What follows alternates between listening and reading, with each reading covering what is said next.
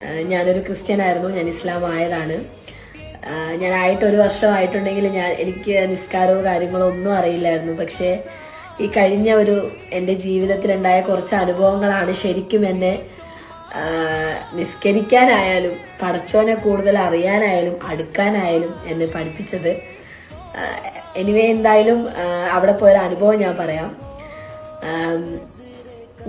എനിക്ക് അവിടെ പോകണമെന്ന് ഉംറ ചെയ്യണമെന്ന് ഭയങ്കര ഒരു ആഗ്രഹം ഉണ്ടായിരുന്നു. പക്ഷെ എന്നെ കൊണ്ട് അത് സാധിക്കും ഞാൻ ഒരിക്കലും വിചാരിച്ചിട്ടില്ല. കാരണം ഇസ്ലാം ആയിട്ടുള്ള വ്യക്തികൾ പോലും ഉംറ ചെയ്യണമെന്ന് ആഗ്രഹിച്ചിട്ട് നടക്കാത്ത കുറെ ആൾക്കാരുണ്ടെന്ന് എനിക്ക് അവിടെ പോയി വന്നതിന് ശേഷമാണ് മനസ്സിലായത്. അപ്പൊ എന്തോ പടച്ചവന്റെ വലിയൊരു അനുഗ്രഹം കൊണ്ട് എനിക്കത് ചെയ്യാൻ സാധിച്ചല്ലോ എന്ന് ഓർത്ത് ഞാൻ റബ്ബിനോട് സ്തുതി പറയുന്നു. പിന്നെന്ന് പറഞ്ഞാൽ അവിടെ പോയൊരു അനുഭവം എന്ന് പറഞ്ഞാൽ ഒന്നാമത് റമദാൻ മാസം ആയതുകൊണ്ട് ഉംറ ചെയ്യാന്നുള്ളത് ഭയങ്കര ടാസ്ക് ആയിട്ടുള്ളൊരു കാര്യമാണ്.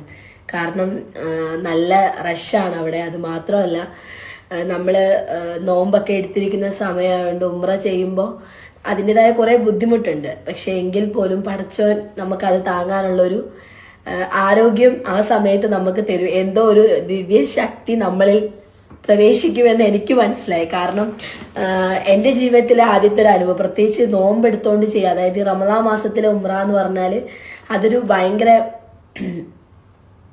കഷ്ടപ്പാടാണ്. പക്ഷെ ആ കഷ്ടപ്പാടിലൂടെ നമുക്ക് ആ താങ്ങാനുള്ളൊരു